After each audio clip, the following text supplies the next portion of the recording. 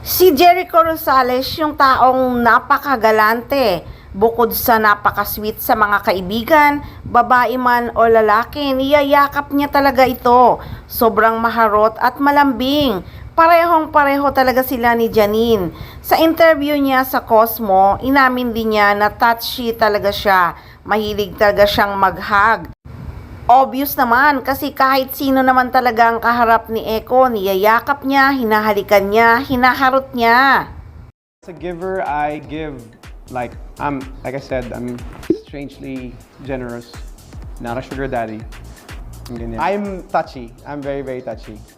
Yeah, I'm huggy. I like to hug. I like to rub.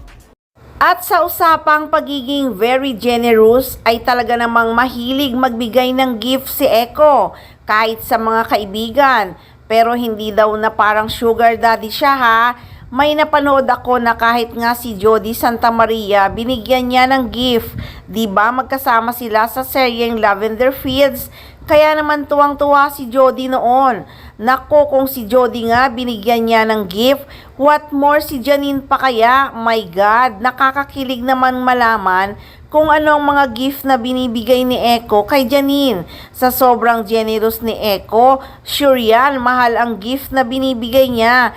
Kasi mahal na mahal niya si Janine Gutierrez. Kaya naman curious talaga ang mga fans. Sana i-reveal man lang. Lalo na nung birthday ng aktres. Ano nga kaya ang bonggang gift ni Eko kay Janine? Kung sa mga friends nga, bongga na. Kay Janine pa kaya?